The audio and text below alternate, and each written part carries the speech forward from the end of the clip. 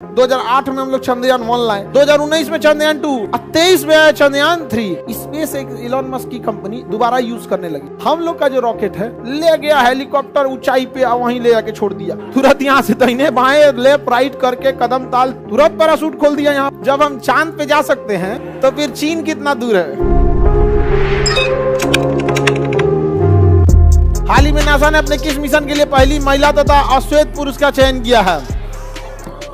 Artemis 2 ये चंद्रमा पर जाएगा। ये मिशन कहां जाएगा? चंद्रमा पर। नासा के पास पैसा की कोई कमी नहीं है। हम लोग के यहाँ पैसा का कमी हो जाता है, वरना देखिए हम लोग में 2008 में हम लोग चंद्रयान 1 लाए, 2010-12 में 2 ले आना चाहिए, 13-14 में लेके आना चाहिए चंद्रयान। इतना लंबा गैप होता है जी, 15 साल का गैप।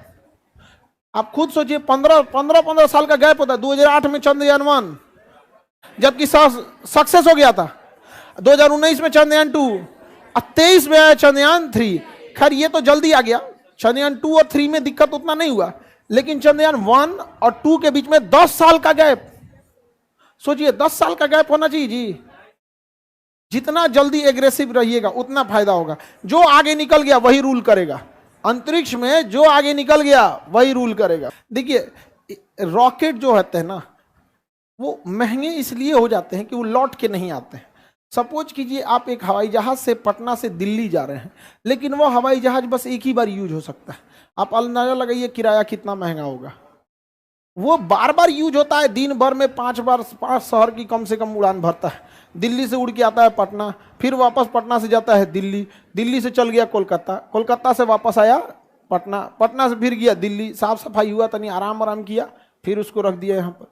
इस वजह से किराया सस्ता पड़ता है, क्योंकि हम उसका रीयूज कर लेते हैं। अगर दोबारा यूज नहीं करते तो कोई भी चीज़ महंगी ही आती है। रॉकेट के साथ भी यही होता है, एक बार हम सैटेलाइट में छोड़ देते हैं तो दोबारा हम यूज नहीं कर पाते।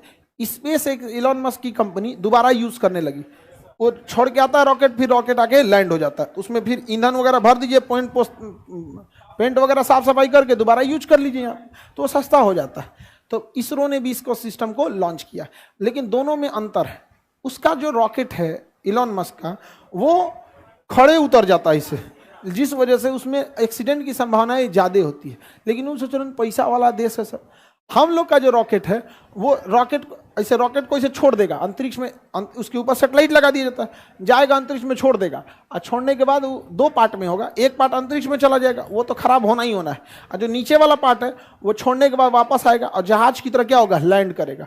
ऑटोमेटिक जहाज की तरह क्या होगा, लैंड करेगा रनवे पर। तो कर्नाटक के चित्रदुर्ग एयरबेस पर वायुसेना को बुलाया गया और DRDO ने कहा कि देखिए हमें कोई धोधड़ मशीन बनाए हैं, ये क्या है आपको मतलब नहीं है, इसको अपने हेलीकॉप्टर में टान लीजिए और ले जाके अंतरिक्ष में हवा में उड़ाइए और कहीं ले जाके छोड़ दीजिए।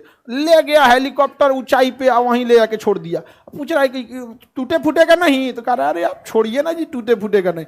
जैसे उसको छोड़ा गया हवा में होगा, उसका सेंसर ने भांप लिया, तुरंत विंग्स उसका निकल गया बाहर।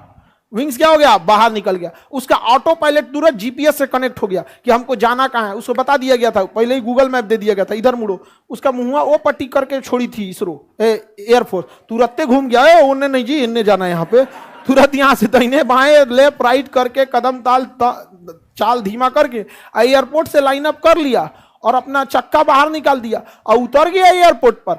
एयरपोर्ट पे उतरा तो इसका स्पीड बहुत ज्यादा था, देखा कि अरे बाप रे तो हम हिल जाएंगे एयरपोर्ट के आगे, थुथुर लड़ जाएगा मेरा। दाएं से पिछवाए को पैराशूट खोल दिया, तुरंत पैराशूट खोल दिया यहाँ पे और उतर गया, पूरा सक्सेस हो गया हम लोग का। तो हम लोग के रीयूजेबल रॉकेट में एक्सीडेंट की संभावनाएं कम है। समझ में आ गया कि नहीं आ गया?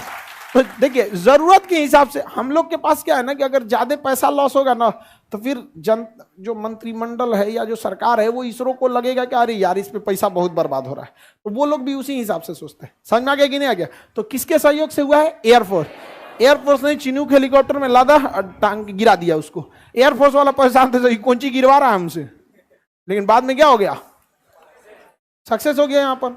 समझ में आ गया? तो अब देखिए इसरो है, ये रॉकेट किसका है? इसरो का।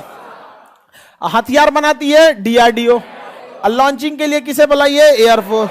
किसे? एयरफोर्स। समझ में आ गया कि नहीं? इंटीग्रेटेड होते हैं सब। तो आप ये मत समझिएगा कि अंतरिक्ष कार्यक्रम सेना के काम में नहीं आएगा। अंतरिक्ष में वही रॉकेट होता है जो सीधा जाता है। क्या दिक्कत है, उसको टेढ़ा कर देंगे चल जाएगा कहीं और नहीं समझ आया? अरे जो अंतरिक्ष में जा सकता है बगल में जाने में क्या दिक्कत है? जब हम चांद पे जा सकते हैं तो फिर चीन कितना दूर है? समझ में आ गई ना क्या?